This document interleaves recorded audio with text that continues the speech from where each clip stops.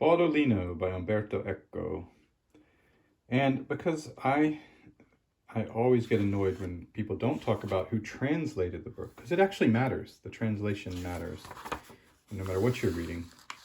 Although there may not be lots of different translations of this book, so maybe there's just the one, but people talk about, reading Chaucer or reading the Iliad or something, and they don't mention the translation. It really matters. So this was translated by William Weaver and published by Harcourt.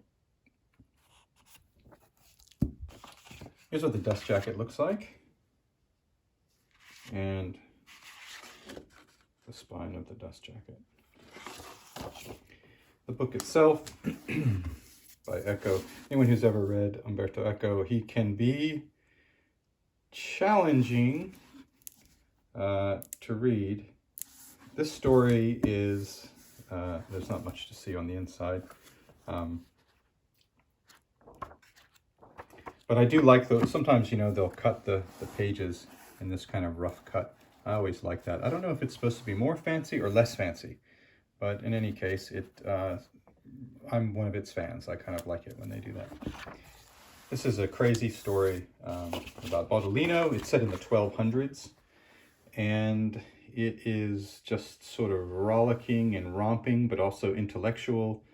And they end up looking for Prester John, who is this mythical king. I think Prester John was, let me try and remember that, it's supposed to be in Africa somewhere. Anyway, a Christian king. It's a challenge. So you have to be ready for the language and the literariness of it. But if you are, then it can be rewarding and fun. I haven't read The Name of the Rose, which is Ecco's other super famous popular book.